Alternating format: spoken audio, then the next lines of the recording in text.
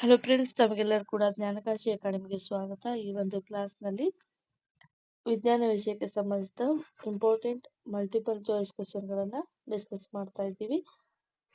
ಇದೇ ಮೊದಲು ಬಾರಿಗೆ ನಮ್ಮ ಚಾನಲನ್ನು ನೋಡ್ತಾ ಇದ್ರೆ ದಯವಿಟ್ಟು ಸಬ್ಸ್ಕ್ರೈಬ್ ಮಾಡ್ಕೊಳ್ಳಿ. ಮೊದಲನೇ ಪ್ರಶ್ನೆ, ಈ ಕೆಳಗಿನವುಗಳಲ್ಲಿ ಬಟ್ಟೆ ಉತ್ಪಾದನೆಗೆ ಬಳಸುವ ಸಸ್ಯ ಯಾವುದು? ಆಪ್ಷನ್ ಹತ್ತಿ, ಆಲೂಗಡ್ಡೆ, ಕ್ಯಾರೆಟ್ ಮತ್ತು ತೆಂಗಿನಕಾಯಿ.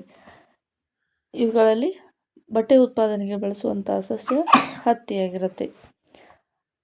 ಎರಡನೇ ಪ್ರಶ್ನೆ, ವಿಟಮಿನ್ ಎ ಪೂರಿತ ಕಲಾಂತರಿ ಸಸ್ಯ ಯಾವುದು? ಕಲಾಂತರಿ ಸಸ್ಯ ಅಂದರೆ ಜೆನೆಟಿಕಲಿ ಚೇಂಜ್ ಮಾಡಿರುವಂತಹ, ಅಂದರೆ ಕೆಲವೊಂದಿಷ್ಟು ಕ್ಯಾರೆಕ್ಟರ್ ಇರುವಂತಹ ಜೆನೆಟಿಕ್ಕನ್ನು ಬೇರೆ ಜೆನೆಟಿಕಲ್ಲಿ ಇರುವಂತಹ ಸಸ್ಯದೊಂದಿಗೆ ಕಲಾಂತರ ಮಾಡಿ ಸಸ್ಯದ ಒಂದು ವಿಟಮಿನ್ ಎ ಪೂರಿತವಾಗಿ ಸಸ್ಯ ಬೆಳೆಯುವಂತೆ ರೂಪಾಂತರ ಮಾಡಿರುವಂಥ ಸಸ್ಯಗಳಿಗೆ ಕುಲಾಂತರಿ ಸಸ್ಯಗಳು ಅಂತ ಕರೀತಾರೆ. ಈ ರೀತಿಯಾಗಿ ವಿಟಮಿನ್ ಎ ಪೂರಿತ ಕುಲಾಂತರಿ ಸಸ್ಯ ಯಾವುದು ಅಂತ ಕೇಳ್ತಾ ಇದ್ದಾರೆ. ಹೊಗೆಸೊಪ್ಪು, ಪೋವರ್ ಸೇವರ್ ಟೊಮ್ಯಾಟೊ, ಚಿನ್ನದ ಬಣ್ಣದ ಅಕ್ಕಿ ಮತ್ತು ಬೀಟಿ ಹತ್ತಿ ಅಂತ ಇದೆ. ಸೊ ಇಲ್ಲಿ ಸರಿಯಾದ ಉತ್ತರ ಏನಪ್ಪ ಅಂದರೆ ಆಪ್ಷನ್ ಸಿ, ಚಿನ್ನದ ಬಣ್ಣದ ಅಕ್ಕಿ, ಗೋಲ್ಡನ್ ರೈಸ್ ಅಂತ ಹೇಳಿ ಕರಿತೀವಿ. ಈಗ ಗೋಲ್ಡನ್ ರೈಸ್ ಎನ್ನುವಂಥದ್ದು ಇಲ್ಲಿ ವಿಟಮಿನ್ ಎ ಸಂಪೂರ್ಣವಾಗಿ ಇರುವಂತೆ ಇದನ್ನು ತಯಾರಿಸಿ ಹೈಬ್ರಿಡ್ ಬೀಜಗಳನ್ನು ಪರಿವರ್ತಿಸಿ ಈ ಒಂದು ಬೆಳೆಯನ್ನು ಬೆಳೆಯಲಾಗುತ್ತೆ. ನೆಕ್ಸ್ಟ್ ಪ್ರಶ್ನೆ ಮೂರನೇ, ಪೋಷಕ ಲವಣಗಳ ದ್ರಾವಣಗಳಲ್ಲಿ ಸಸ್ಯಗಳನ್ನು ಬೆಳೆಸುವ ವಿಧಾನ ಯಾವುದು? ಪೋಷಕ ಲವಣಗಳ ದ್ರವಗಳಲ್ಲಿ ಸಸ್ಯಗಳನ್ನು ಬೆಳೆಸುವ ವಿಧಾನ ಯಾವುದು? ಜಲಕೃಷಿ, ವಾಯು ಕೃಷಿ, ಸಿಂಚನ ಕೃಷಿ, ಹನಿ ನೀರಾವರಿ ಕೃಷಿ. ಸರಿಯಾದ ಉತ್ತರ ಏನಪ್ಪ ಅಂದರೆ ಜಲಕೃಷಿ. ನಾಲ್ಕನೇ ಪ್ರಶ್ನೆ, ಇದು ಒಂದು ಮಾನವ ನಿರ್ಮಿತ ಮಿಶ್ರಕ. ಈ ಕೆಳಗೆ ಕೊಟ್ಟಿರುವಂಥ ಯಾವ ಒಂದು ಸಸ್ಯ ಮಾನವ ನಿರ್ಮಿತದ್ದಾಗಿದೆ ಅಂತ ಪ್ರಶ್ನೆ ಇದೆ.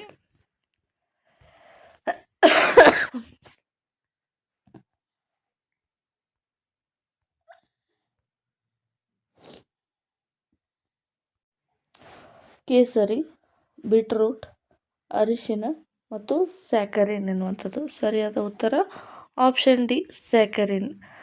ಅಂದರೆ ಬೀಟ್ರೂಟು, ಕೇಸರಿ, ಅರಿಶಿನ ಎನ್ನುವಂಥವು ಇವು ನಿಸರ್ಗದಲ್ಲಿ ಬೆಳೆಯುವಂಥದ್ದಾಗಿದೆ. ಸ್ಯಾಕರಿನ್ ಎನ್ನುವಂಥದ್ದು ಇದು ಸಕ್ಕರೆಯ ಒಂದು ಬದಲಾಗಿ ಬಳಸುವಂಥ ಸ್ಯಾಕರಿನು.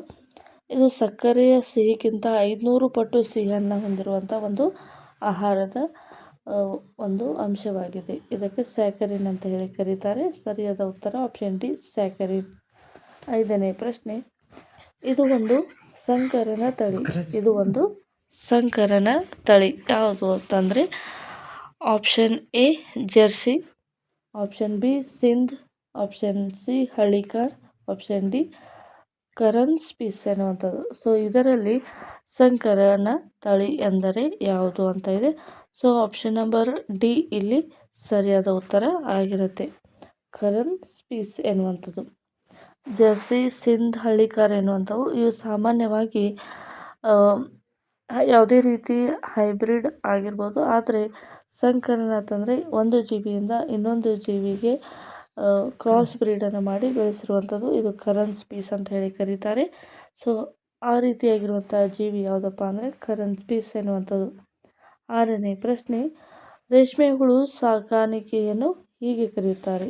ರೇಷ್ಮೆ ಹುಳುವನ್ನು ಸಾಕಾಣಿಕೆ ಮಾಡುವಂಥದ್ದಕ್ಕೆ ಏನಂತ ಕರೀತಾರೆ? ಎಲೆಕಲ್ಚರ್, ಸೆರಿಕಲ್ಚರ್, ಹಾರ್ಟಿಕಲ್ಚರ್, ಪಿಸಿಕಲ್ಚರ್. ಸರಿಯಾದ ಉತ್ತರ ಏನಪ್ಪ ಅಂದರೆ ಸಿರಿಕಲ್ಚರ್. ಸಿರಿಕಲ್ಚರ್ ಅಂದರೆ ಸಿಲ್ಕ್ ಕಲ್ಟಿವೇಷನ್ ಮಾಡೋದಕ್ಕೆ ಸಿರಿಕಲ್ಚರ್ ಅಂತ ಹೇಳಿ ಕರೀತಾರೆ.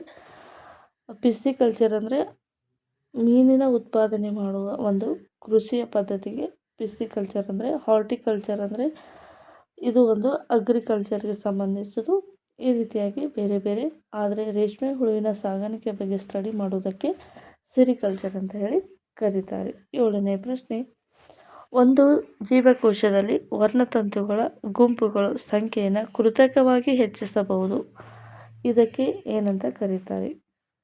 ಒಂದು ಜೀವಕೋಶದಲ್ಲಿ ವರ್ಣತಂತು ಗುಂಪುಗಳ ಸಂಖ್ಯೆಯನ್ನು ಕೃತಕವಾಗಿ ಹೆಚ್ಚಿಸಬಹುದು. ಇದಕ್ಕೆ ಏನಂತ ಕರೀತಾರೆ? ಟೋಟಿಪೊಟೆನ್ಸಿ, ಎಡಿಪೊಟೆನ್ಸಿ, ಅಂಗಾಂಶ ಕೃಷಿ, ಭ್ರೂಣ ಕೃಷಿಗಳು. ಸರಿಯಾದ ಉತ್ತರ ಏನಪ್ಪ ಅಂದರೆ ಟೋಟಿಪೊಟೆನ್ಸಿ ಎನ್ನುವಂಥದ್ದು. ಅಂದರೆ ಸಾಮಾನ್ಯವಾಗಿ ಮನುಷ್ಯರಲ್ಲಿ 46 ವರ್ಣತಂತುಗಳು ಇರುವಂಥದ್ದು. ಇದೇ ರೀತಿಯಾಗಿ ಯಾವುದೇ ಒಂದು ಜೀವಕೋಶ ಇರ್ಬೋದು, ಅವಶ್ಯಕ ಇರುವಂತಹ ಒಂದು ವರ್ಣತಂತುವಿನ ಬದಲಾವಣೆಗೊಳಿಸಿ ಕೃತಕವಾಗಿ ಸಂಖ್ಯೆಯನ್ನು ಹೆಚ್ಚಿಸಬಹುದಾದ ಒಂದು ಟೆಕ್ನಾಲಜಿಗೆ ಟೋಟಿಪೊಟೆನ್ಸಿ ಎಂದು ಕರೀತಾರೆ. 8ನೇ ಪ್ರಶ್ನೆ, ಇದರಿಂದ ಜೀವಕೋಶದಲ್ಲಿ ವರ್ಣತಂತು ಗುಂಪುಗಳ ಸಂಖ್ಯೆಯನ್ನು ಕೃತಕವಾಗಿ ಹೆಚ್ಚಿಸಬಹುದು. ಯಾವುದರಿಂದ ಹೆಚ್ಚಿಸಬಹುದು? ಇದರಿಂದ ಜೀವಕೋಶದಲ್ಲಿ ವರ್ಣತಂತುಗಳ ಗುಂಪುಗಳ ಸಂಖ್ಯೆಯನ್ನು ಕೃತಕವಾಗಿ ಹೆಚ್ಚಿಸಬಹುದು. ಸೊ ಆಪ್ಷನ್ಗಳು ಈ ರೀತಿಯಾಗಿದ್ದಾವೆ: ಸ್ಯಾಕರಿನ್, ಪ್ಯಾರಾಶಿನ್, ಕೊಲ್ಚಿಸಿನ್, ವರ್ಣಕ ಎನ್ನುವಂಥದ್ದು. ಸರಿಯಾದ ಉತ್ತರ ಏನಪ್ಪ ಅಂದರೆ ಕೊಲ್ಚಿಸಿನ್ ಎನ್ನುವಂಥದ್ದು. ಕೊಲ್ಚಿಸಿನ್ ಎನ್ನುವಂಥದ್ದು ಸರಿಯಾದ ಉತ್ತರ. ಇದರಿಂದ ವರ್ಣತಂತುಗಳ ಗುಂಪುಗಳ ಸಂಖ್ಯೆಯನ್ನು ಕೃತಕವಾಗಿ ಹೆಚ್ಚಿಸಬಹುದು. 9ನೇ ಪ್ರಶ್ನೆ, ಕೀಟಗಳ ಉಸಿರಾಟದ ಅಂಗ. ಕೀಟಗಳ ಉಸಿರಾಟ ಅಂಗ ಯಾವುದು ಅಂತ ಇದೆ. ಸೊ ಆಪ್ಷನ್ಗಳನ್ನು ನೋಡೋಣ. ನಳಕಪಾದ, ಆಪ್ಷನ್ ಎ, ಆಪ್ಷನ್ ಬಿ ಚರ್ಮ, ಟೆನಿಡಿಯಾ, ಟ್ರೆಕಿಯಾ ಅಂತ ಆಪ್ಷನ್ ಇದ್ದಾವೆ. ಸರಿಯಾದ ಉತ್ತರ ಏನಪ್ಪ ಅಂದರೆ ಆಪ್ಷನ್ ಡಿ ಟ್ರೆಕಿಯಾ. 10, ಅಮೀಬಾದ ಚಲನಾಂಗ ಯಾವುದು? ಅಮೀಬಾದ ಚಲನಾಂಗ ಯಾವುದು? ಅಮೀಬಾ ಎನ್ನುವಂಥ ಒಂದು ಏಕಕೋಶ ಜೀವಿ ಚಲಿಸಲು ಬಳಸುವಂಥ ಅಂಗ ಯಾವುದು ಅಂತ ಕೇಳ್ತಾ ಇದ್ದಾರೆ. ಸೊ ಇಲ್ಲಿ ಆಪ್ಷನ್ ಈ ರೀತಿಯಾಗಿದ್ದಾವೆ: ಮಿಥ್ಯಾಪಾದ, ಕಂಬಳಿ, ಈಜುರೆಕ್ಕೆ, ನಳಕಪಾದ. ಸರಿಯಾದ ಉತ್ತರ ಏನಪ್ಪ ಅಂದರೆ ಅದು ಮಿಥ್ಯಾಪಾದ ಆಗಿರುತ್ತೆ. ಮಿಥ್ಯಾಪಾದದ ಮೂಲಕ ಈ ಒಂದು ಜೀವಿ ಚಲನಾಂಗವನ್ನು ಬಳಸುವಂಥದ್ದು. 11ನೇ ಪ್ರಶ್ನೆ, ಕುದುರೆಯ ವೈಜ್ಞಾನಿಕ ಹೆಸರು ಏನು? ಕುದುರೆಯ ವೈಜ್ಞಾನಿಕ ಹೆಸರೇನು? ಆಪ್ಷನ್ಗಳು ಈ ರೀತಿಯಾಗಿದ್ದಾವೆ: ಇಕ್ರಸ್ ಎನಿಸಸ್, ಪೆಲಿಸ್ ಡೊಮೆಸ್ಟಿಕಾ, ಕ್ಯಾನಿಸ್ ಫೆಮಿಲಿಯಾರಿಸ್, ಡಿ ಇಕ್ವಾಸ್ ಕೆಬಾಲಸ್ ಎನ್ನುವಂಥದ್ದು. ಸರಿಯಾದ ಉತ್ತರ ಆಪ್ಷನ್ ಡಿ ಇಕ್ವಾಸ್ ಕೆಬಾಲಸ್ ಎನ್ನುವಂಥದ್ದು. ಪೆಲಿಸ್ ಡೊಮೆಸ್ಟಿಕಾ ಅಂದರೆ ಇದು ಬೆಕ್ಕಿನ ಒಂದು ವೈಜ್ಞಾನಿಕ ಹೆಸರು. 12ನೇ ಪ್ರಶ್ನೆ, ವರ್ಗೀಕರಣದ ಮೂಲ ಘಟಕ ಯಾವುದು? ವರ್ಗೀಕರಣದ ಮೂಲ ಘಟಕ ಯಾವುದು? ಜಾತಿ, ಕುಟುಂಬ, ಪ್ರಭೇದ, ವರ್ಗ. ಸರಿಯಾದ ಉತ್ತರ ಆಪ್ಷನ್ ಸಿ ಪ್ರಭೇದ. 13ನೇ ಪ್ರಶ್ನೆ, ಆಧುನಿಕ ವರ್ಗೀಕರಣದ ಶಾಸ್ತ್ರದ ಪಿತಾಮಹ ಯಾರು? ಆಧುನಿಕ ವರ್ಗೀಕರಣದ ಶಾಸ್ತ್ರದ ಪಿತಾಮಹ ಯಾರು? ಆಪ್ಷನ್ಗಳು ಈ ರೀತಿಯಾಗಿದ್ದಾವೆ: ಅರಿಸ್ಟಾಟಲ್, ಕರೋಲಸ್ ಲಿನಿಯಸ್, ಚರಕ, ಶುಶ್ರಕ ಎನ್ನುವಂಥರು. ಸರಿಯಾದ ಉತ್ತರ ಏನಪ್ಪ ಅಂದರೆ ಆಪ್ಷನ್ ಬಿ ಕರೋಲಸ್ ಲಿನಿಯಸ್.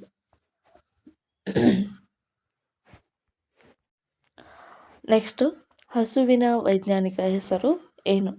ಹಸುವಿನ ವೈಜ್ಞಾನಿಕ ಹೆಸರು ಏನು? Boss indicus.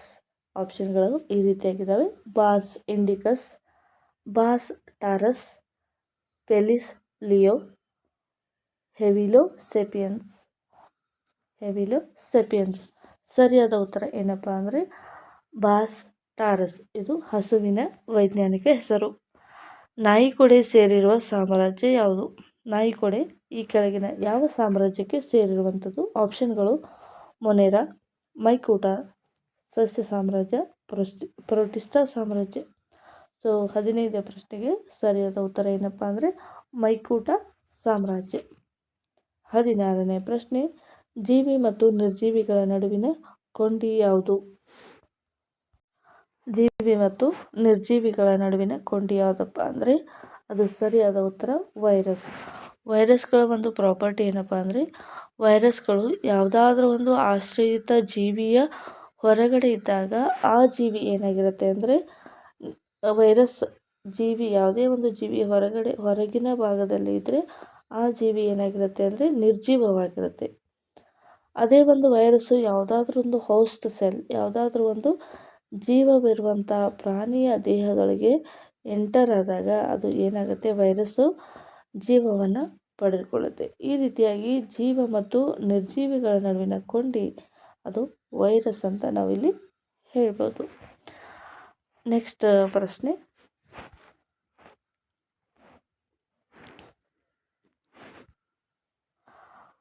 17ನೇದು, ಓಸ್ಟ್ರಿಯಾ ಎಂಬ ಅರಂಧ್ರಗಳನ್ನು ಹೊಂದಿರುವ ಕಶೇರುಕ ವಂಶ ಯಾವುದು? ಓಸ್ಟ್ರಿಯಾ ಎಂಬ ಅರಂಧ್ರಗಳನ್ನು ಹೊಂದಿರುವ ಅಕಶೇರುಕಗಳ ವಂಶ ಯಾವುದು? ಆಪ್ಷನ್ಗಳು: ಚಪ್ಪಟೆ ಹುಳುಗಳು, ದುಂಡು ಹುಳುಗಳು, ಸ್ಪಂಜು ಪ್ರಾಣಿಗಳು, ಸಂಧಿಪದಿಗಳು. ಸರಿಯಾದ ಉತ್ತರ ಏನಪ್ಪ ಅಂದರೆ ಆಪ್ಷನ್ ಸಿ, ಸ್ಪಂಜು ಹುಳುಗಳು. ಅಂದರೆ ಸ್ಪಂಜು ಅಂತಂದರೆ ಸಾಫ್ಟ್ ಆಗಿರುವಂಥ ಪ್ರಾಣಿಗಳು. ಈ ಸ್ಪಂಜು ಹುಳುಗಳಲ್ಲಿ ಓಸ್ಟ್ರಿಯಾ ಎಂಬ ಅರಂಧ್ರಗಳು ಇರೋದ್ರಿಂದ ಈ ಜೀವಿಗಳು ನೀರಿನಲ್ಲಿ ತೇಲುವಂಥದ್ದು. ಹಾಗಾಗಿ ಸ್ಪಂಜು ಜೀವಿಗಳಲ್ಲಿ ಓಸ್ಟ್ರಿಯಾ ಎಂಬ ಅರಂಧ್ರಗಳು ಇರ್ತವೆ. 18ನೇ ಪ್ರಶ್ನೆ, ನಕ್ಷತ್ರ ಮೀನು ಈ ವಂಶಕ್ಕೆ ಸೇರಿರುವ ಪ್ರಾಣಿ. ನಕ್ಷತ್ರ ಮೀನು ಈ ಕೆಳಗಿನ ಯಾವ ವಂಶಕ್ಕೆ ಸೇರಿರುವಂಥ ಜೀವಿ ಅಂತ ಇದೆ. ಸೊ ಆಪ್ಷನ್ಗಳು ಈ ರೀತಿಯಾಗಿದ್ದಾವೆ: ದುಂಡು ಹುಳುಗಳು, ಸಂಧಿಪದಿಗಳು, ಮೃದ್ವಂಗಿಗಳು, ಕಂಟಕ ಚರ್ಮಿಗಳು. ಸರಿಯಾದ ಉತ್ತರ ಕಂಟಕ ಚರ್ಮಿಗಳು. 19ನೇ ಪ್ರಶ್ನೆ, ಶಿಲೀಂಧ್ರಗಳ ಬಗ್ಗೆ ಅಧ್ಯಯನ ಮಾಡುವುದಕ್ಕೆ ಏನೆಂದು ಕರೆಯಲಾಗುತ್ತದೆ? ಶಿಲೀಂಧ್ರಗಳ ಬಗ್ಗೆ ಅಧ್ಯಯನ ಮಾಡೋದಕ್ಕೆ ಏನೆಂದು ಕರೀತಾರೆ? Option A, virology. Option B, mycology. Option C, pedology. Option D, mariculture. ಸರಿಯಾದ ಉತ್ತರ ಏನಪ್ಪ ಅಂದರೆ ಅದು ಆಪ್ಷನ್ ಬಿ, ಮೈಕಾಲಜಿ. ಮೈಕಾಲಜಿ ಅಂದರೆ ಇದು ಶಿಲೀಂಧ್ರಗಳ ಬಗ್ಗೆ ಅಧ್ಯಯನವನ್ನು ಮಾಡುವಂಥದ್ದು. ಮುಂದಿನ ಪ್ರಶ್ನೆಯನ್ನು ನೋಡೋಣ. ಹಣ್ಣಿನ ಸಸ್ಯಗಳ ಅಭಿವೃದ್ಧಿಯ ಬಗ್ಗೆ ಅಧ್ಯಯನ ಮಾಡೋದಕ್ಕೆ ಏನೆಂದು ಕರೆಯುತ್ತಾರೆ? ಹಣ್ಣಿನ ಸಸ್ಯಗಳ ಬಗ್ಗೆ ಅಧ್ಯಯನ ಮಾಡೋದಕ್ಕೆ ಏನೆಂದು ಕರೆಯುತ್ತಾರೆ? ಸೊ ಆಪ್ಷನ್ಗಳು: ಪೈಕಾಲಜಿ, ಹೋಮಾಲಜಿ, ಪ್ಲಾಂಟಬ್ರೀಡಿಂಗ್, ಸಿಲ್ವಿಕಲ್ಚರ್. ಸರಿಯಾದ ಉತ್ತರ ಏನಪ್ಪ ಅಂದರೆ ಆಪ್ಷನ್ ಬಿ, ಫೋಮೋಲಾಜಿ. 21ನೇ ಪ್ರಶ್ನೆ, ತಳಿಶಾಸ್ತ್ರದ ಪಿತಾಮಹ ಯಾರು? ತಳಿಶಾಸ್ತ್ರದ ಪಿತಾಮಹ ಯಾರು? ಆಪ್ಷನ್ಗಳು: John Gregor Mendel. Option B, Charles Darwin. Option C, Aristotle. Option D, Theophrastus. ಸರಿಯಾದ ಉತ್ತರ ಜಾನ್ ಗ್ರೇಗರ್ ಮೆಂಡಲ್. 22ನೇ ಪ್ರಶ್ನೆ, ಮೈಟೊಕಾಂಡ್ರಿಯಾವನ್ನು ಕಂಡುಹಿಡಿದವರು ಯಾರು? ಮೈಟೊಕಾಂಡ್ರಿಯಾವನ್ನು ಕಂಡುಹಿಡಿದವರು ಯಾರು? Option A, Louis Pasteur. Option B, Christian de Duve. Option C, Kolliker. Option D, Palade. ಸರಿಯಾದ ಉತ್ತರ ಏನಪ್ಪ ಅಂದರೆ ಆಪ್ಷನ್ ಸಿ, ಕೋಲಿಕರ್ ಎನ್ನುವಂಥವರು ಮೈಟೊಕಾಂಡ್ರಿಯಾವನ್ನು ಕಂಡುಹಿಡಿದಿದ್ದಾರೆ. ನೆಕ್ಸ್ಟ್ 23ನೇ ಪ್ರಶ್ನೆ, ಸ್ಪರ್ಶ ಜ್ಞಾನವಿಲ್ಲದ ಮಚ್ಚೆಗಳು ಈ ರೋಗದ ಲಕ್ಷಣಗಳು. ಸ್ಪರ್ಶ ಜ್ಞಾನವಿಲ್ಲದ ಮಚ್ಚೆಗಳು ಈ ರೋಗದ ಲಕ್ಷಣಗಳು. ಆಪ್ಷನ್ ಎ, ಕ್ಷಯರೋಗ. ಆಪ್ಷನ್ ಬಿ, ಮೂರ್ಛೆ ರೋಗ. ಆಪ್ಷನ್ ಸಿ, ಕುಷ್ಠರೋಗ. ಆಪ್ಷನ್ ಡಿ, ಡೆಂಗ್ಯೂ ರೋಗ. ಸರಿಯಾದ ಉತ್ತರ ಏನಪ್ಪ ಅಂದರೆ ಆಪ್ಷನ್ ಸಿ, ಕುಷ್ಠರೋಗ. ಸ್ಪರ್ಶ ಜ್ಞಾನವಿಲ್ಲದ ಮಚ್ಚೆಗಳು ಈ ಒಂದು ಕುಷ್ಠರೋಗದ ಲಕ್ಷಣಗಳಾಗಿರುತ್ತೆ. ಅಂದರೆ ದೇಹದ ಮೇಲೆ ಯಾವುದೇ ಒಂದು ಮಚ್ಚೆ ಕಂಡು ಬಂದರೆ ಆ ಒಂದು ಮಚ್ಚೆಗೆ ಯಾವುದೇ ರೀತಿಯಾದ ಸ್ಪರ್ಶ ಜ್ಞಾನ ಇರುವುದಿಲ್ಲ ಎನ್ನುವಂಥದ್ದು. ಸೊ 24ನೇ ಪ್ರಶ್ನೆ, ಅಗಾರ ಮತ್ತು ಅಲಜಿನ್ಗಳನ್ನು ಇವುಗಳಿಂದ ತಯಾರಿಸುತ್ತಾರೆ. ಅಗಾರ್ ಮತ್ತು ಅಲಜಿನ್ಗಳನ್ನು ಇವುಗಳಿಂದ ತಯಾರಿಸುತ್ತಾರೆ. Option A, bacteria. Option B, virus. Option C, ಶೈವಲ. Option D, protozoa. ಸರಿಯಾದ ಉತ್ತರ ಆಪ್ಷನ್ ಸಿ, ಶೈವಲ. ನೆಕ್ಸ್ಟ್ 25ನೇ ಪ್ರಶ್ನೆ, DNA ಒಳಗೊಂಡಿರುವುದು ಏನನ್ನ? DNA ಯಾವುದನ್ನು ಒಳಗೊಂಡಿದೆ ಅಂತ ಪ್ರಶ್ನೆ ಇದೆ. ವರ್ಣತಂತುಗಳು, ಪ್ಲಾಸ್ಟಿಡ್ಗಳು, ಶೈವಲ ಮತ್ತು ಪ್ರೋಟೋಜೋಗಳು. ನಿಮಗೆ ಆಪ್ಷನ್ ಎ ಗೊತ್ತಿದೆ. ಸಾಮಾನ್ಯವಾಗಿ DNA ವರ್ಣತಂತುಗಳನ್ನು ಒಳಗೊಂಡಿರುತ್ತೆ. ಆಪ್ಷನ್ ಎ ಸರಿಯಾದ ಉತ್ತರ. 26ನೇ ಪ್ರಶ್ನೆ, ಜೀನ್ ಎಂಬ ಪದವನ್ನು ಪರಿಚಯಿಸಿದವರು ಯಾರು? ಜೀನ್ ಎಂಬ ಪದವನ್ನು ಪರಿಚಯಿಸಿದವರು ಯಾರು? ಮಾರ್ಗನ್, ಡೆಡುವೆ, ಕೊಲ್ಲಿಕರ್, ಜಾನ್ಸನ್ ಎನ್ನುವಂಥವ್ರು. ಸರಿಯಾದ ಉತ್ತರ ಏನಪ್ಪ ಅಂದರೆ 26ನೇ ಪ್ರಶ್ನೆ ಜಾನ್ಸನ್ ಎನ್ನುವಂಥವ್ರು. ನೆಕ್ಸ್ಟ್ 27ನೇ ಪ್ರಶ್ನೆ, ಅರಣ್ಯದಲ್ಲಿ ಇರಲಾರದ ನೈಟ್ರೋಜನ್ ಕ್ಷಾರ ಯಾವುದು? ಅರಣ್ಯದಲ್ಲಿ ಇಲ್ಲದೇ ಇರುವಂಥ ಅಥವಾ ಇರಲಾರದ ನೈಟ್ರೋಜನ್ ಕ್ಷಾರ ಯಾವುದು? So option A adenine, option B cytosine, option C guanine, option D thiamine ಅಂತ ಇದೆ. ಸೊ DNA ಇವೆಲ್ಲವೂ ಕೂಡ ಇರುತ್ತೆ 4: ಅಡೆನಿನ್, ಸೈಟೋಸಿನ್, ಗ್ವಾನಿನ್, ಥಯಾಮಿನ್. ಆದರೆ ಅರಣ್ಯದಲ್ಲಿ ಇದು ಇರೋದಿಲ್ಲ, ಅದು ಯಾವುದು ಅಂತ ಕೇಳ್ತಾಯಿದ್ರೆ ಆಪ್ಷನ್ ಡಿ ಸರಿಯಾದ ಉತ್ತರ, ಥಯಾಮಿನ್ ಇರೋದಿಲ್ಲ. ಮುಂದಿನ ಪ್ರಶ್ನೆ 28ನೇ ಪ್ರಶ್ನೆ, ಕೃತಕವಾಗಿ ಬ್ಯಾಕ್ಟೀರಿಯಾದಿಂದ ಪಡೆದ ಮೊದಲ ಹಾರ್ಮೋನ್ ಯಾವುದು? ಕೃತಕವಾಗಿ ಬ್ಯಾಕ್ಟೀರಿಯಾದಿಂದ ಪಡೆದ ಮೊದಲ ಹಾರ್ಮೋನ್ ಯಾವುದು? Option A insulin, option A insulin ಎನ್ನುವಂಥದ್ದು. ಸೊ ಇದನ್ನು ಯಾಕಪ್ಪ ಬಳಸ್ತಾರಪ್ಪ ಅಂದರೆ ಇನ್ಸುಲಿನ್ನ ತಯಾರಿಕೆಯನ್ನು ಮಾಡಿ ಡಯಾಬಿಟಿಸ್ ಎನ್ನುವಂಥ ಒಂದು ಕಾಯಿಲೆಗೆ ಈ ಒಂದು ಇನ್ಸುಲಿನ್ ಇಂಜೆಕ್ಷನ್ ಮೂಲಕ ಒಂದು ರೋಗಿಗಳಿಗೆ ತಾತ್ಕಾಲಿಕವಾದ ಪರಿಹಾರವನ್ನು ನೀಡಲು ಇನ್ಸುಲಿನನ್ನು ತಯಾರಿಸುವಂಥದ್ದು. 29ನೇ ಪ್ರಶ್ನೆ, ಇದು ಜೆನೆಟಿಕ್ ಇಂಜಿನಿಯರಿಂಗ್ಗೆ ಸಂಬಂಧಪಟ್ಟಿದ್ದು. ಜೆನೆಟಿಕ್ ಇಂಜಿನಿಯರಿಂಗ್ಗೆ ಸಂಬಂಧಪಟ್ಟಿರುವಂಥದ್ದು ಯಾವುದು? ಮೈಟ್ರೋಕಾಂಡ್ರಿಯಾ, ಗಾಲ್ಗಿ ಸಂಕೀರ್ಣ, ಲೈಸೋಸೋಮ್, ಪ್ಲಾಸ್ಟಿಡ್ಗಳು. ಸರಿಯಾದ ಉತ್ತರ ಪ್ಲಾಸ್ಟಿಡ್ಗಳು. 30ನೇ ಪ್ರಶ್ನೆ, ಇದು ಕೇವಲ ಅರಣ್ಯದಲ್ಲಿ ಕಂಡುಬರುತ್ತದೆ. ಇದು ಕೇವಲ ಅರಣ್ಯದಲ್ಲಿ ಕಂಡುಬರುತ್ತೆ. ಸೈಟೋಸಿನ್, ಅಡೆನಿನ್, ಮುಂದಿನ ಒಂದು ಆಪ್ಷನ್ ಏನಪ್ಪ ಅಂದರೆ ಯುರಾಸಿಲ್ ಮತ್ತು ಗ್ವಾನಿನ್. ಸರಿಯಾದ ಉತ್ತರ ಸಿ ಯುರಾಸಿಲ್. ಯುರಾಸಿಲ್ ಎನ್ನುವಂಥದ್ದು ಇದು ಅರಣ್ಯದಲ್ಲಿ ಮಾತ್ರ ಕಂಡುಬರುವಂಥ ಒಂದು ಪ್ರೋಟೀನ್ ಆಗಿದೆ. 31ನೇ ಪ್ರಶ್ನೆ, ಪ್ರೋಟೀನ್ ಪ್ರಾಡಕ್ಟ್ ಬಿಇ ಟಾಕ್ಸಿನ್ ಜೀನ್ CRY-IAC ಮತ್ತು CRY-IAB ಇವುಗಳ ನಿಯಂತ್ರಣಕ್ಕೆ ಕಾರಣವಾಗಿದೆ. ಅಂದರೆ ಪ್ರೋಟೀನ್ ಬಿಇ ಟಾಕ್ಸಿನ್ ಎನ್ನುವಂಥದ್ದು ಈ ಕೆಳಗಿನವುಗಳ ನಿಯಂತ್ರಣಕ್ಕೆ ಕಾರಣವಾಗಿದೆ ಅಂತ ಇದೆ. ಆಪ್ಷನ್ ಬೋಲ್ವರ್ಮ್, ಕಾಂಡವರ್ಮ, ಮೌತ್, ಫ್ರೂಟ್ ಫ್ಲೈ. ಸರಿಯಾದ ಉತ್ತರ ಏನಪ್ಪ ಅಂದರೆ ಆಪ್ಷನ್ ಎ ಬೋಲ್ವರ್ಮ್ ಎನ್ನುವಂಥದ್ದು. 32ನೇ ಪ್ರಶ್ನೆ, ಅಕ್ರೋಮೆಗಾಲಿನ್ ಇದರ ಅನಿಯಂತ್ರಿತ ಸ್ರವಿಕೆಯಿಂದ ಬರುತ್ತದೆ. ಅಕ್ರೋಮೆಗಾಲಿನ್ ಇದರ ಅನಿಯಂತ್ರಿತ ಸ್ರವಿಕೆಯಿಂದ ಬರುತ್ತದೆ. Option A pituitary, option B adrenal, option C thyroid, option D pancreas ಅನ್ನುವಂಥದ್ದು. ಸರಿಯಾದ ಉತ್ತರ ಏನಪ್ಪ ಅಂದರೆ ಪಿಟ್ಯೂಟರಿ ಗ್ಲ್ಯಾಂಡ್. ಅಕ್ರೋಮೆಗಾಲಿನ್ ಎನ್ನುವಂಥದ್ದು ಇದು ಅನಿಯಂತ್ರಿತ ಸ್ರವಿಕೆಯಿಂದ ಬರುತ್ತದೆ. ಪಿಟ್ಯೂಟರಿ ಗ್ಲ್ಯಾಂಡು ಅನಿಯಂತ್ರಣದಲ್ಲಿದ್ದರೆ ಅದು ಅಕ್ರೋಮೆಗಾಲಿನ್ ಎನ್ನುವಂಥ ಒಂದು ಹಾರ್ಮೋನನ್ನು ರಿಲೀಸ್ ಮಾಡುತ್ತೆ. ಮುಂದಿನ ಪ್ರಶ್ನೆ 33ನೇ ಪ್ರಶ್ನೆ, DNA ರಚನೆಯನ್ನು ಪ್ರಪ್ರಥಮವಾಗಿ ವಿವರಿಸಿದವರು ಯಾರು? DNA ಪ್ರಕ್ರಿಯೆಯನ್ನು ಮೊದಲ ಬಾರಿಗೆ ವಿವರಿಸಿದವರು ಯಾರು? ಈ ಒಂದು ಪ್ರಶ್ನೆಗೆ ಸರಿಯಾದ ಉತ್ತರ ಏನಪ್ಪ ಅಂದರೆ ಆಪ್ಷನ್ ಡಿ ವ್ಯಾಟ್ಸನ್ ಮತ್ತು ಕ್ರಿಕ್ ಎನ್ನುವಂಥವ್ರು. ವ್ಯಾಟ್ಸನ್ ಮತ್ತು ಕ್ರಿಕ್ ಎನ್ನುವಂಥ ಇಬ್ಬರು ವಿಜ್ಞಾನಿಗಳು DNA ರಚನೆ ಹೇಗಿರುತ್ತೆ ಅದರ ಬಗ್ಗೆ ಡೀಟೇಲಾಗಿ ಮೊದಲವಾಗಿ ತಿಳಿಸಿರುವಂಥವ್ರು ವ್ಯಾಟ್ಸನ್ ಮತ್ತು ಕ್ರಿಕ್ ಎನ್ನುವಂಥವ್ರು. 34ನೇ ಪ್ರಶ್ನೆ, ಮೆಡುಲಾ ಅಬ್ಲಾಂಗೇಟಾ ಮಾನವನ ಇದರ ಭಾಗವಾಗಿದೆ. ಮೆಡುಲಾ ಅಬ್ಲಾಂಗೇಟಾ ಮೆದುಳು, ಹೃದಯ, ಪಿತ್ತಜನಕಾಂಗ, ಲೈಂಗಿಕ ಅಂಗಗಳು. ಸರಿಯಾದ ಉತ್ತರ ಏನಪ್ಪ ಅಂದರೆ ಮೆದುಳು. 35ನೇ ಪ್ರಶ್ನೆ, ಹಿಮೋಗ್ಲೋಬಿನ್ನ ಕಾರ್ಯ ಏನು? ಹಿಮೋಗ್ಲೋಬಿನ್ನ ಕಾರ್ಯ ಏನು? ಆಕ್ಸಿಜನ್ ಸರಬರಾಜು, ಬ್ಯಾಕ್ಟೀರಿಯಾ ಭಕ್ಷಣೆ, ಅನಿಮಿಯಾ ನಿಯಂತ್ರಣ, ಶಕ್ತಿಯ ಸದ್ಬಳಕೆ. ಸರಿಯಾದ ಉತ್ತರ ಏನಪ್ಪ ಅಂದರೆ ಆಪ್ಷನ್ ಎ ಆಕ್ಸಿಜನ್ನ ಸರಬರಾಜು ಮಾಡುವಂಥದ್ದು ಹಿಮೋಗ್ಲೋಬಿನ್ನ ಕಾರ್ಯವಾಗಿದೆ.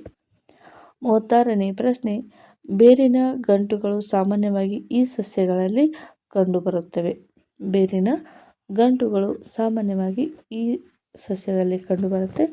ಲೆಗ್ಯುಮಿನೋಸಸ್ ಸಸ್ಯಗಳು, ಪ್ಯಾರಾಸೈಟಿಕ್ ಸಸ್ಯಗಳು, ಎಪಿಫೈಟಿಕ್ ಸಸ್ಯಗಳು, ಅಕ್ಟಾಲಿಕ್ ಸಸ್ಯಗಳು. ಸರಿಯಾದ ಉತ್ತರ ಆಪ್ಷನ್ ಎ. ಲೆಗ್ಯುಮಿನಸ್ ಸಸ್ಯಗಳಲ್ಲಿ ಮಾತ್ರ ಬೇರಿನಲ್ಲಿ ಗಂಟುಗಳು ಕಂಡುಬರುವಂಥದ್ದು. 37ನೇ ಪ್ರಶ್ನೆ, ಅಲ್ಜಿಮಿಯರ್ಸ್ ರೋಗ ಸಂಬಂಧಿಸಿತು ಯಾವ ಒಂದು ಅಂಗಕ್ಕೆ ಇದು ಅಲ್ಜಿಮಿಯರ್ಸ್ ಎನ್ನುವಂಥ ರೋಗ ಕಂಡು ಬರುತ್ತೆ ಅಂತ ಇದೆ. ಸೊ ಆಪ್ಷನ್ ನಂಬರ್ ಡಿ ಸರಿಯಾದ ಉತ್ತರ. ಈ ರೋಗವು ಮೆದುಳಿಗೆ ಸಂಬಂಧಿಸಿದಾಗಿದೆ. 38ನೇ ಪ್ರಶ್ನೆ, ಬೇರುಗಳ ಹಾಗೂ ಕಾಂಡಗಳ ತುದಿಗಳಲ್ಲಿ ಬೆಳವಣಿಗೆಯ ಹಾರ್ಮೋನ್ ಯಾವುದು? ಬೇರು ಮತ್ತು ಕಾಂಡಗಳ ಬೆಳವಣಿಗೆ ತುದಿಗಳಲ್ಲಿ ಕಂಡುಬರುವಂಥ ಹಾರ್ಮೋನ್ ಯಾವುದು? ಸರಿಯಾದ ಉತ್ತರ ಆಪ್ಷನ್ ಎ ಆಕ್ಸಿನ್ ಎನ್ನುವಂಥದ್ದು.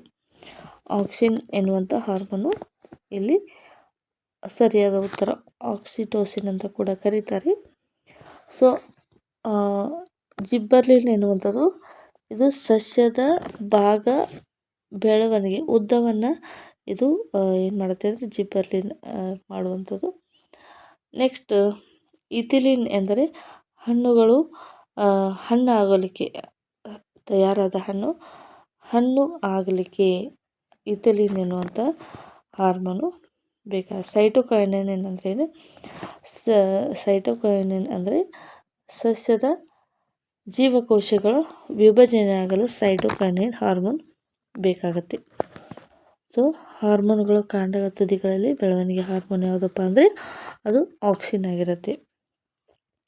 39ನೇ ಪ್ರಶ್ನೆ, ಕೃತಕವಾಗಿ ಹಣ್ಣುಗಳನ್ನು ಮಾಗಿಸಲು ಉಪಯೋಗಿಸುವ ಹಾರ್ಮೋನ್ ಯಾವುದು?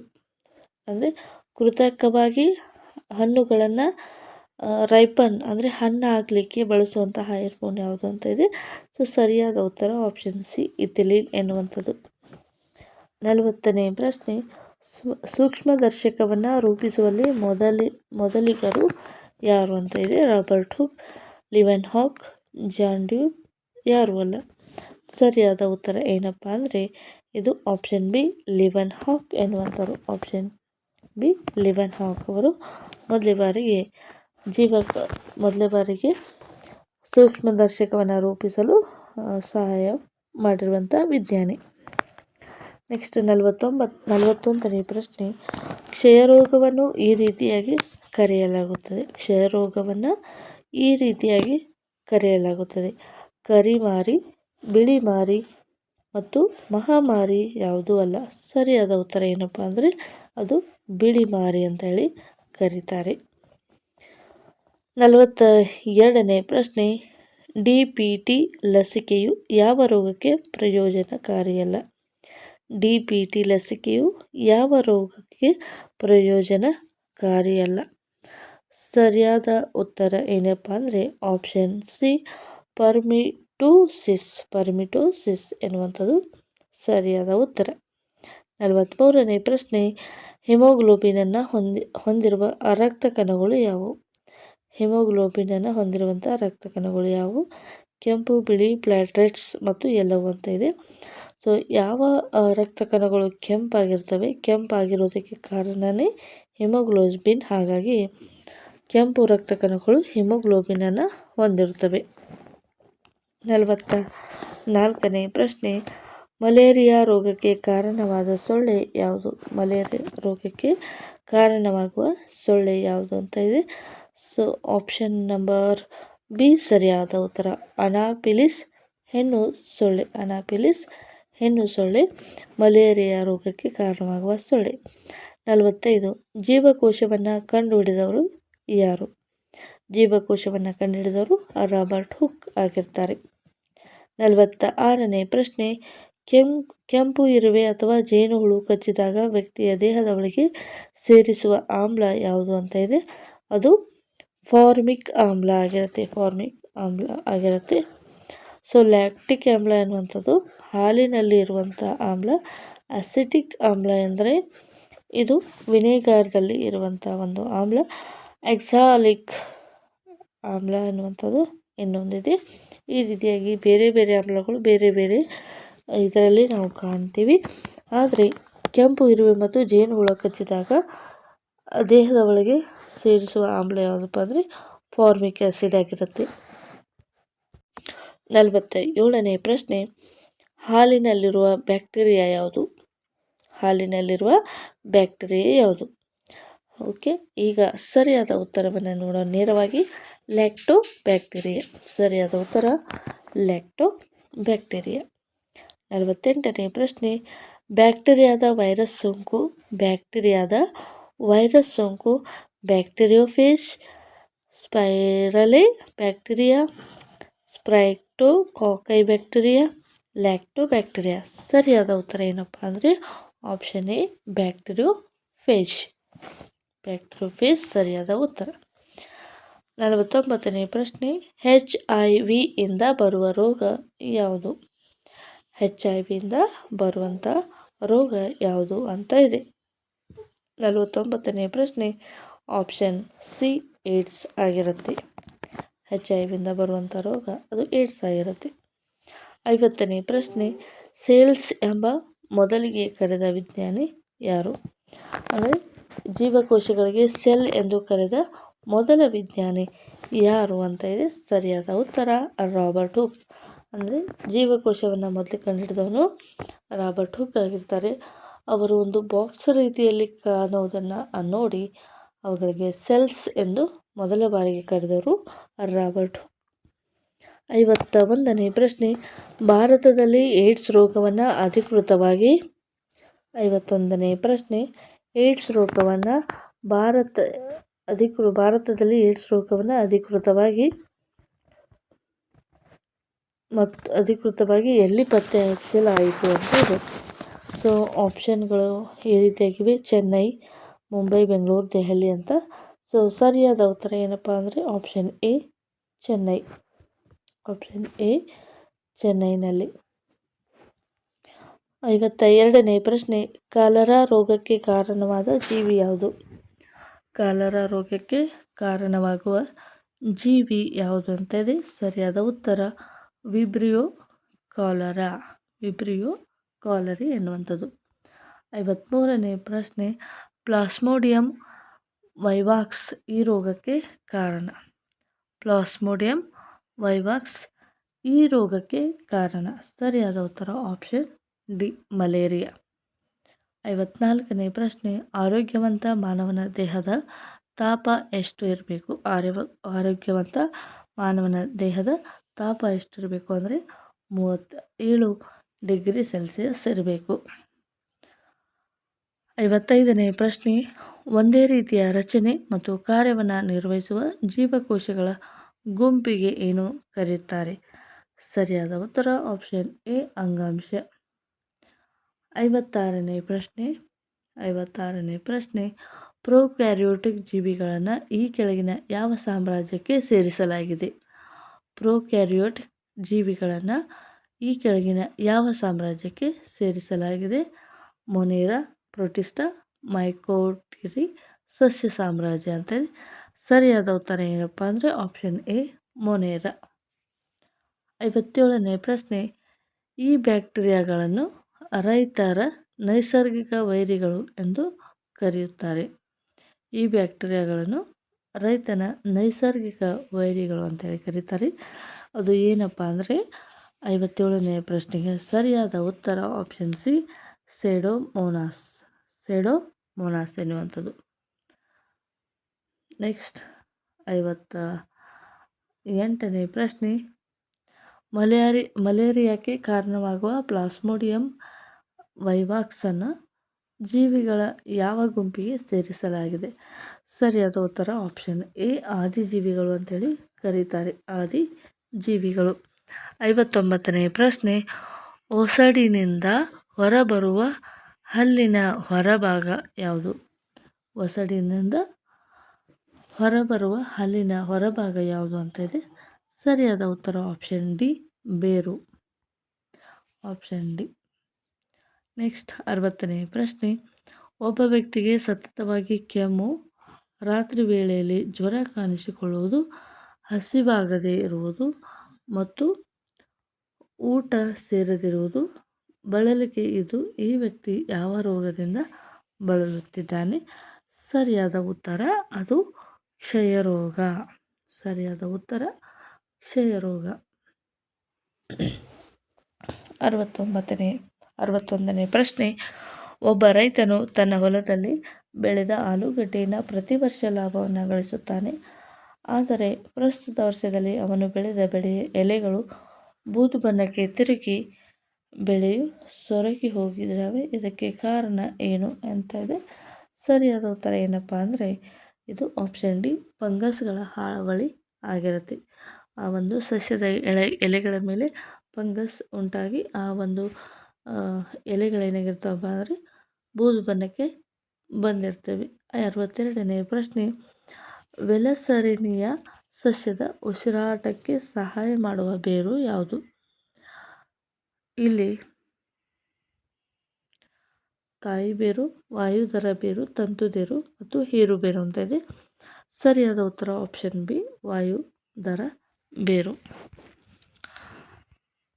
ನೆಕ್ಸ್ಟ್ 63ನೇ ಪ್ರಶ್ನೆ, ಜೀವಕೋಶದಲ್ಲಿ ಸೆಂಟ್ರಿಯೋಲ್ನ ಕಾರ್ಯ ಇದಾಗಿದೆ. ಸೆಂಟ್ರಿಯೋಲ್ ಏನು ಕೆಲಸ ಮಾಡುತ್ತೆ ಅಂತ ಕೇಳ್ತಾ ಇದ್ದಾರೆ. ಸರಿಯಾದ ಉತ್ತರ ಆಪ್ಷನ್ ಸಿ, ಕೋಶ ವಿಭಜನೆಗೆ ಸಹಾಯ ಮಾಡುತ್ತದೆ. 64ನೇ ಪ್ರಶ್ನೆ, ಒಂದೇ ತೆರನಾದ ರಚನೆ ಮತ್ತು ಕಾರ್ಯವನ್ನು ಹೊಂದಿರುವ ಜೀವಕೋಶದ ಗುಂಪು ಯಾವುದು? ಅದಕ್ಕೆ ನಾವು ಅಂಗಾಂಶ ಅಂತ ಹೇಳಿ ಕರಿತೀವಿ. ಆಪ್ಷನ್ ಸಿ ಸರಿಯಾದ ಉತ್ತರ. 65ನೇ ಪ್ರಶ್ನೆ, ಜೀವಕೋಶದಲ್ಲಿ ರೈಬೋಸೋಮ್ಗಳ ಕಾರ್ಯ ಇದಾಗಿದೆ. ಜೀವಕೋಶದಲ್ಲಿ ರೈಬೋಸೋಮ್ಗಳು ಏನು ಕೆಲಸ ಮಾಡ್ತವೆ ಎನ್ನುವಂಥದ್ದು 65ನೇ ಪ್ರಶ್ನೆ ಆಗಿದೆ. ಸೊ ಇದನ್ನು ನೋಡಿದಾಗ ಸರಿಯಾದ ಉತ್ತರ ಏನಪ್ಪ ಅಂದರೆ ಆಪ್ಷನ್ ಎ, ಪ್ರೋಟೀನ್ಗಳ ಸಂಶ್ಲೇಷಣೆ ಮಾಡುವಂಥದ್ದು. ನೆಕ್ಸ್ಟ್ 66ನೇ ಪ್ರಶ್ನೆ, ಪ್ರೊಕ್ಯಾರಿಯೋಟಿಕ್ ಜೀವಕೋಶದ ವಂಶವಾಹಿ ವಸ್ತು ಯಾವುದು? ಪ್ರೊಕಾರಿಯೋಟಿಕ್ ವಂಶವಾಹಿ ಯಾವುದು ಅಂತ ಇದೆ. 66ನೇ ಪ್ರಶ್ನೆಗೆ ಸರಿಯಾದ ಉತ್ತರ ಆಪ್ಷನ್ ಬಿ, DNA ಆಗಿರುತ್ತೆ. 67ನೇ ಪ್ರಶ್ನೆ, ನೈಜ ಕೋಶ ಕೇಂದ್ರವು ಈ ಜೀವಕೋಶದಲ್ಲಿ ಕಂಡುಬರುತ್ತದೆ. ನೈಜ ಕೋಶ ಕೇಂದ್ರವು ಈ ಜೀವಕೋಶದಲ್ಲಿ ಕಂಡುಬರುತ್ತದೆ. ಸರಿಯಾದ ಉತ್ತರ ಆಪ್ಷನ್ ಸಿ, ಯುಕ್ಯಾರಿಯೋಟಿಕ್ನಲ್ಲಿ ಕಂಡುಬರುತ್ತವೆ. ನೆಕ್ಸ್ಟ್ 68ನೇ ಪ್ರಶ್ನೆ, ಜೀವಕೋಶದಲ್ಲಿ ರೈಬೋಸೋಮ್ಗಳ ಕಾರ್ಯ ಇದಾಗಿದೆ. ಪ್ರೋಟೀನ್ ಸಂಶ್ಲೇಷಣೆ ಮತ್ತು ಕೋಶ ವಿಭಜನೆ, ರಾಸಾಯನಿಕಗಳನ್ನು ಸ್ರವಿಸುವುದು, ಸಾವಯವ ವಸ್ತುಗಳನ್ನು ಜೀರ್ಣಿಸುವುದು. ಸರಿಯಾದ ಉತ್ತರ ಆಪ್ಷನ್ ಎ, ಇವು ಪ್ರೋಟೀನನ್ನು ಸಂಶ್ಲೇಷಣೆ ಮಾಡುವಂಥದ್ದು. 69ನೇ ಪ್ರಶ್ನೆ, ಇದರಲ್ಲಿ ಮೊಗ್ಗುವಿಕೆಯಿಂದ ಸಂತಾನೋತ್ಪತ್ತಿ ನಡೆಸುವುದು ಯಾವುದು? ಮೊಗ್ಗುವಿಕೆಯಿಂದ ಅಂದರೆ ಬಡ್ಡಿಂಗ್ ಅಂದರೆ ಬಡ್ಡಿಂಗ್ ಅಂದರೆ ಏನಪ್ಪ, ಒಂದಕ್ಕೆ ಆಜು ಬಾಜು ಮತ್ತೆ ಸ್ಪ್ಲಿಟ್ ಹೊಡೆದು ಆ ಸಸ್ಯ ಬೆಳೆಯುವಂಥದ್ದಾಗಿದ್ದರೆ ಅದಕ್ಕೆ ಮೊಗ್ಗುವಿಕೆ ಅಂತೇಳಿ ಕರಿತೀವಿ. ಆ ರೀತಿಯಾಗಿ ಸಂತಾನೋತ್ಪತ್ತಿಯನ್ನು ಮಾಡುವಂಥ ಸಸ್ಯ ಯಾವುದು ಅಂತ ಇದೆ. ಸರಿಯಾದ ಉತ್ತರ ಏನಪ್ಪ ಅಂದರೆ 69 ಆಪ್ಷನ್ ಬಿ, ಈಸ್ಟ್ ಎನ್ನುವಂಥದ್ದು. ಒಂದಿದ್ದದ್ದು 2, 2 ಇದ್ದದ್ದು 4, 4 ಇದ್ದದ್ದು 8 ಈ ರೀತಿಯಾಗಿ ಮೊಗ್ಗುವಿಕೆಯಿಂದ ಸಂತಾನೋತ್ಪತ್ತಿ ಮಾಡುವುದು. ಸರಿಯಾದ ಉತ್ತರ ಏನಪ್ಪ ಅಂದರೆ ಈಸ್ಟ್ ಆಗಿರುತ್ತೆ. 70ನೇ ಪ್ರಶ್ನೆ, ಇವುಗಳಲ್ಲಿ ಒಂದು ವಿಘಟಕ ಜೀವಿ ಯಾವುದು ಅಂತ ಇದೆ. ಸೊ 70ನೇ ಪ್ರಶ್ನೆಗೆ ಸರಿಯಾದ ಉತ್ತರ ಏನಪ್ಪ ಅಂದರೆ ಆಪ್ಷನ್ ಎ, ಶಿಲೀಂಧ್ರ. 71ನೇ ಪ್ರಶ್ನೆ, ಕೋಶ ಕೇಂದ್ರವಿರದ ಜೀವಕೋಶದಲ್ಲಿ ಇದು ಇರುವುದಿಲ್ಲ. ಕೋಶ ಕೇಂದ್ರವಿರದ ಜೀವಕೋಶದಲ್ಲಿ ಯಾವುದು ಇರುವುದಿಲ್ಲ ಅಂತ ಇದೆ. ಸರಿಯಾದ ಉತ್ತರ ಏನಪ್ಪ ಅಂದರೆ ಆಪ್ಷನ್ ಡಿ ಸರಿಯಾದ ಉತ್ತರ, ವರ್ಣತಂತುಗಳು ಇರುವುದಿಲ್ಲ. 72ನೇ ಪ್ರಶ್ನೆ, ಜೀವಕೋಶ ಸಿದ್ಧಾಂತವನ್ನು ಮಂಡಿಸಿದವರು ಯಾರು? ಜೀವಕೋಶ ಸಿದ್ಧಾಂತವನ್ನು ಮಂಡಿಸಿದವರು ಯಾರು ಅಂತ ಇದೆ. ಆಪ್ಷನ್ ನಂಬರ್ ಎ, ಸ್ಲೀಡನ್ ಮತ್ತು ಶ್ವಾನ್ ಎನ್ನುವಂಥವರು ಈ ಜೀವಕೋಶದ ಸಿದ್ಧಾಂತವನ್ನು ಮೊದಲ ಬಾರಿಗೆ ಮಂಡಿಸ್ತಾರೆ. 73ನೇ ಪ್ರಶ್ನೆ, ಅಲೆಕ್ಸಾಂಡರ್ ಫ್ಲೆಮಿಂಗ್ ಅವರಿಗೆ 1947ರಲ್ಲಿ ಯಾವ ಆವಿಷ್ಕಾರಕ್ಕೆ ನೊಬೆಲ್ ಪ್ರಶಸ್ತಿ ಬಂದಿದೆ? ಅಲೆಕ್ಸಾಂಡರ್ ಫ್ಲೆಮಿಂಗ್ ಅವರಿಗೆ ಯಾವ ಒಂದು ಕಾರಣಕ್ಕಾಗಿ ನೊಬೆಲ್ ಪ್ರೈಸ್ ಬಂದಿದೆ ಅಂತ ಕೇಳ್ತಾ ಇದ್ದಾರೆ. ಸರಿಯಾದ ಉತ್ತರ ಏನಪ್ಪ ಅಂದರೆ ಪೆನ್ಸಿಲಿನ್ ಚುಚ್ಚುಮದ್ದು. ಪೆನ್ಸಿಲಿನ್ ಚುಚ್ಚುಮದ್ದನ್ನು ಆವಿಷ್ಕಾರ ಮಾಡಿರೋದ್ರಿಂದ ಅಲೆಕ್ಸಾಂಡರ್ ಫ್ಲೆಮಿಂಗ್ ಅವರಿಗೆ ನೋಬೆಲ್ ಪ್ರೈಸ್ ಬಂದಿರುವಂಥದ್ದು. ನೆಕ್ಸ್ಟ್ 74ನೇ ಪ್ರಶ್ನೆ, ಆರೋಗ್ಯವಂತ ಮಾನವನ ದೇಹದಲ್ಲಿ ಇರಬೇಕಾದ ರಕ್ತದ ಪ್ರಮಾಣ ಎಷ್ಟು? ಅದು ಆಪ್ಷನ್ ಸಿ 4.5 ಇಂದ 5.5 ಲೀಟರ್ ರಕ್ತದ ಪ್ರಮಾಣ ಇರಬೇಕು. ಓಕೆ ಫ್ರೆಂಡ್ಸ್, ಇದು ತುಂಬಾ ಇಂಪಾರ್ಟೆಂಟ್ ಆಗಿರುವಂಥ ಮಲ್ಟಿಪಲ್ ಚಾಯ್ಸ್ ಕ್ವಶನ್ಗಳನ್ನು ನಾವು ಡಿಸ್ಕಸ್ ಮಾಡಿದ್ವಿ. ಓಕೆ, ಇವು ಇಂಪಾರ್ಟೆಂಟ್ ಕ್ವಶನ್ ಯಾವುದು TET ಎಕ್ಸಾಮಿನೇಷನ್ಗೆ ಈ ರೀತಿ ಆಗಿರುವಂಥ ಒಳ್ಳೆ ವಿಡಿಯೋಗಳು ನಿಮಗೆ ಬೇಕಪ್ಪ ಅಂದರೆ ದಯವಿಟ್ಟು ಕಮೆಂಟ್ ಬಾಕ್ಸಲ್ಲಿ ತಿಳಿಸಿ. ಇದುವರೆಗೆ ಈ ಚಾನಲ್ಗೆ ಯಾರೆಲ್ಲ ಸಬ್ಸ್ಕ್ರೈಬ್ ಮಾಡ್ಕೊಂಡಿಲ್ಲ ಈಗಲೇ ಸಬ್ಸ್ಕ್ರೈಬ್ ಮಾಡ್ಕೊಳ್ಳಿ. ಇಷ್ಟೊತ್ತು ಈ ಒಂದು ವಿಡಿಯೋನ ನೋಡೋದಕ್ಕೆ ಥ್ಯಾಂಕ್ ಯು ಸೋ ಮಚ್.